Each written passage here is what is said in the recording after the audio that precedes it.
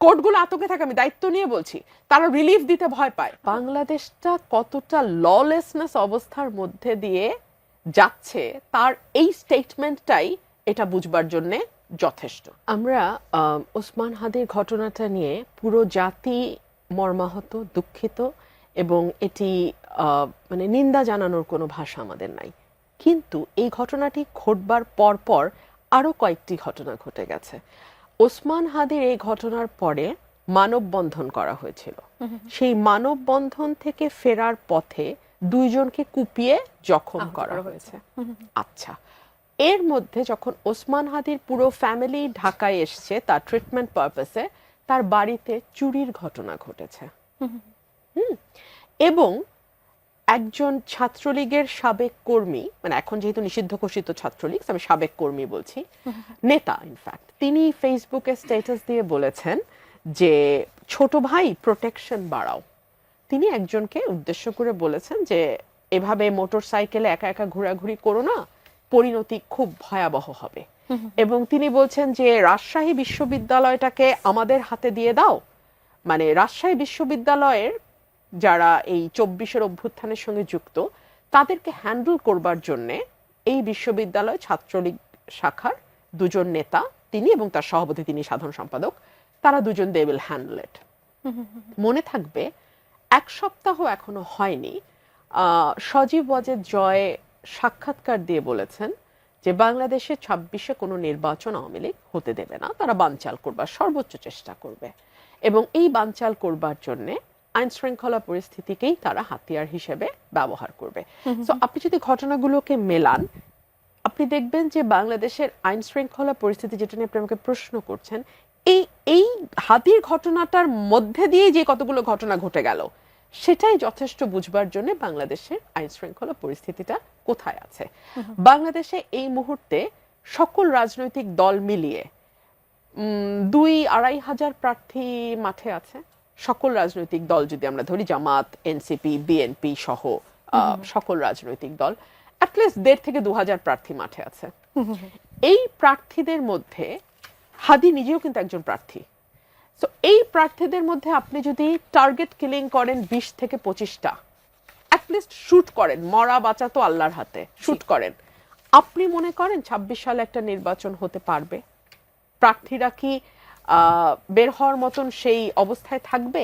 এক, ইতিমধ্যেই আমাদের স্বরাষ্ট্র উপদেষ্টা বলছেন যারা প্রার্থী হবেন তাদেরকে তিনি অস্ত্রের লাইসেন্স দেয়া হবে, যারা চাবেন তাদেরকে দিয়ে দিবেন। মানে বাংলাদেশটা কতটা ললেসনেস অবস্থার মধ্যে দিয়ে যাচ্ছে তার এই স্টেটমেন্টটাই এটা বুঝবার জন্য যথেষ্ট, যে যারা প্রার্থী হবে তার নিরাপত্তা সে নিবে, তার নিজে নিতে হবে। রাষ্ট্র, আইন শৃঙ্খলা বাহিনী বা পুলিশ প্রশাসন, এখানে তাদের কোনো ভূমিকা নাই, এবং প্রথমেই স্বরাষ্ট্রমন্ত্রী বা স্বরাষ্ট্র উপদেষ্টা, যেটি আপনি বলেন, হাত তুলে সারেন্ডার করে ফেললো। আমরা আলোচনায় বসার আগে নিজেদের মধ্যে আলোচনা করছিলাম যে স্বরাষ্ট্র উপদেষ্টা হাদির কিলারকে ধরবার জন্য 50 লক্ষ টাকা পুরস্কার ঘোষণা করেছে অন দ্যাট ভেরি ডে। জি, তো যেইটা ওনার সবচেয়ে শেষে করার কথা সেটা উনি সবচেয়ে প্রথমে করে দিচ্ছেন।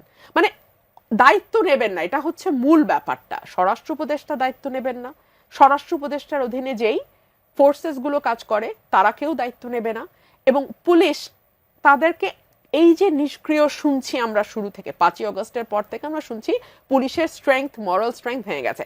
এই মরাল স্ট্রেংথ বুস্ট আপ করার জন্য কাপড়ের রং পাল্টায় গেল, পুলিশের ড্রেস পাল্টায় গেল, কিন্তু আপনি আসল জায়গায় হাত না দিয়ে আপনি যদি কাপড়ের রং পাল্টান, আপনি যদি তার জুতা মডেল চেঞ্জ করেন, আপনি যদি তার পোশাক, এটা তো কিছু যায় আসে না। আর দেখেন, এই যে স্বরাষ্ট্র উপদেষ্টার এই ফেইলিয়ার, তার আরেকটা বিরাট ফেইলিয়ার হচ্ছে 5 আগস্ট পর্যন্ত কিন্তু অস্ত্র লুট হয়েছে, থানাগুলো থেকে প্রচুর অস্ত্র লুট হয়েছে। কতগুলো অস্ত্র জমা পড়েছে এবং কতগুলো এখনো জমা পড়ে নাই।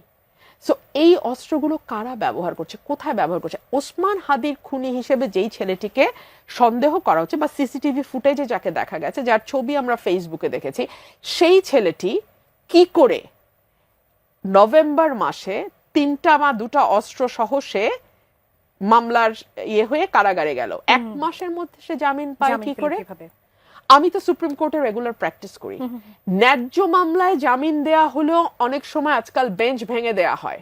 আমাকে বলতে হচ্ছে এ কারণেই যে কোর্টগুলো আতঙ্কে থাকে, আমি দায়িত্ব নিয়ে বলছি, তারা রিলিফ দিতে ভয় পায়। আবার জামিনের প্রসঙ্গ যখন এলো সেখানে তো আবার জামিন যে আইনজীবী করালেন সেখানে তো আবার বিএনপির নাম আসছে, যে সেই আইনজীবী হচ্ছে বিএনপি পন্থী আইনজীবী।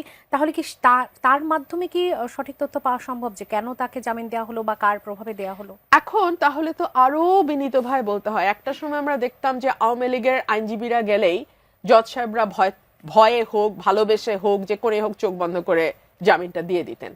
এখন প্রেক্ষাপট পরিবর্তনের পর কি জামাত বিএনপির লয়াররা আবদার করলে সেটা শোনা হয়? এই প্রশ্ন আমি রাখি। কারণ আমার মতন লয়ার যখন যায় যে নিজের দল বা নিজেরও সমালোচনা করে কথা বলে, আমরা তো এরকম হরে দরে কশ্যপ গোত্রের মতো রিলিফ পাই না, বা আমাদেরকে 2টা মামলার বেশি 3টা মামলা রিলিফ দিলে বেঞ্চ ভেঙে দেয়া হয়। জি, আমার প্রশ্নটা হচ্ছে লয়ার নিয়ে না, আমার প্রশ্ন হচ্ছে মামলার মেরিট নিয়ে। তার মানে এই মামলাটিতে মেরিটে না গিয়ে আপনি লয়ারের পরিচয়ে গেছেন।